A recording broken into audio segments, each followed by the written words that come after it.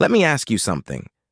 How many times have you set up what looked like a perfect credit spread, only to watch it slowly bleed against you, with no time left to adjust? You picked the right direction. You chose your strikes carefully. Everything looked right when you entered the trade. And yet, it still didn't work. If that sounds familiar, there is a very good chance the problem was never your strike selection, your underlying choice, or even your market thesis. The problem was your expiration date. And today, we are going to fix that permanently. Most traders learning options focus almost entirely on which strikes to sell and which to buy for protection. They spend a lot of time thinking about entries, premium, and setup. But what often gets ignored is the expiration date. And that matters, because expiration is one of the biggest factors that determines how a credit spread will behave after you enter the trade. It affects how quickly time starts working in your favor and how sensitive the trade becomes as the stock moves. You will sometimes hear that described with terms like theta and gamma. Don't worry about memorizing the names. Theta simply means time decay. As time passes, the value of the option drops, and that works in your favor as a seller.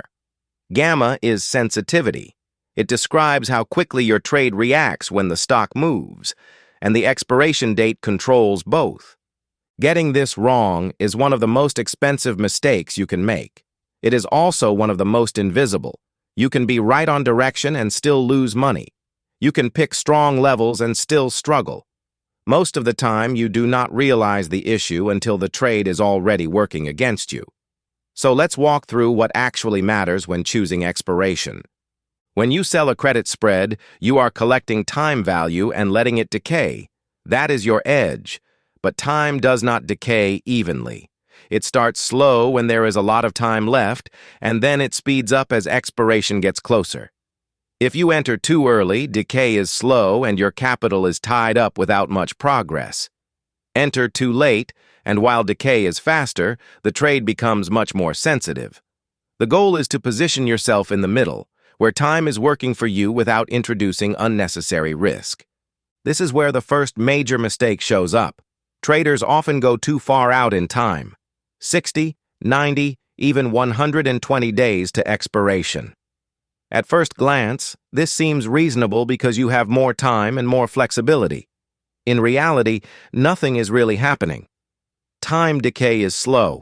Your premium barely moves, and your capital is tied up while the market can shift around you. You are holding risk for weeks without being properly compensated. The trade looks safe, but it is simply inefficient. At the other end of the spectrum, the issue shifts from being too slow to becoming too reactive. Short-dated credit spreads, usually with only a few days left until expiration, behave very differently. At first, they seem very attractive because time is moving quickly and premium is dropping fast, so it feels like everything is working in your favor. As expiration gets closer, though, the behavior of the trade changes. It becomes much more sensitive. Small moves in the stock can quickly turn into large losses, and what would normally be manageable suddenly becomes a problem. This is where many traders run into trouble. They focus on how fast time is working, but overlook how quickly risk builds at the same time. When the stock moves against them, there is very little time to adjust. The position can go from comfortable to stressed very quickly. It may look like the same strategy, just faster, but it behaves very differently. Between these two extremes is where the strategy actually works the way it is intended to. The typical range to enter a credit spread is between 30 and 45 days to expiration. Some traders extend that out to 60 days depending on the environment, but the idea stays the same. Within this window, around 45 days is often the most effective starting point. Time decay is beginning to work in your favor, while the trade remains stable and not overly sensitive to price movement.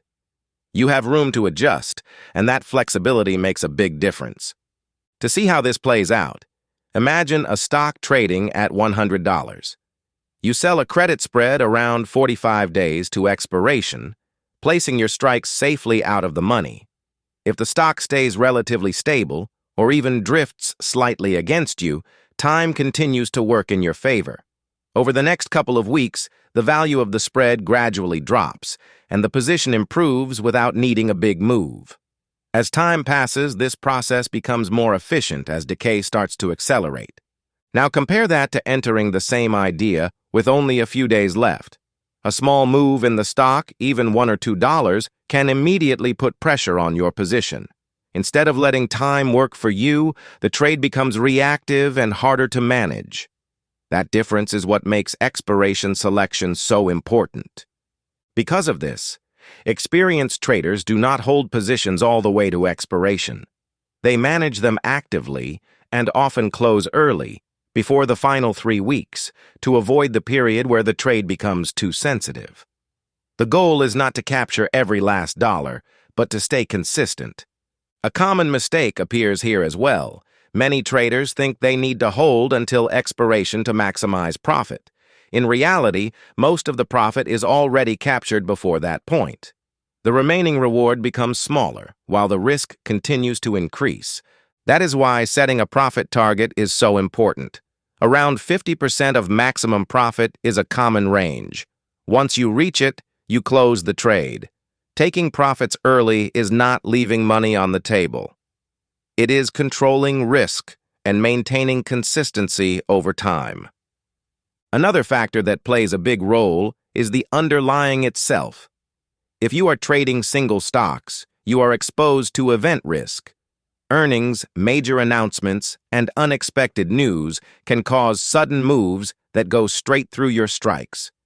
No expiration choice can fully protect you from that. This is why many traders prefer broad market indexes or diversified ETFs.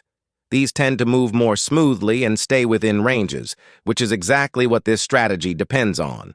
In those markets, that 30 to 45-day window becomes even more reliable. Volatility also affects how you approach expiration. When volatility is high, options are more expensive and you can collect more premium, but the market is expecting larger moves. That means you need to give your trade more room. When volatility is low, premium is smaller, and some traders extend slightly within the same range to collect more. The key is not chasing premium. It is adjusting to the environment you are trading in.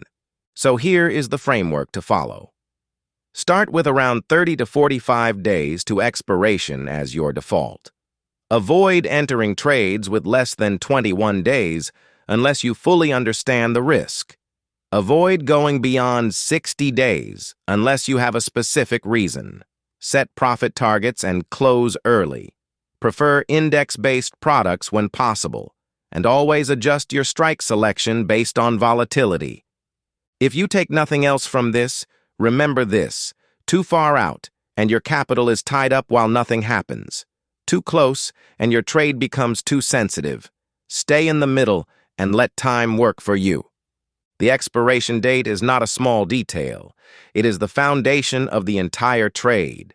Get this right consistently and everything else becomes easier. Your win rate stabilizes. Your losses become manageable.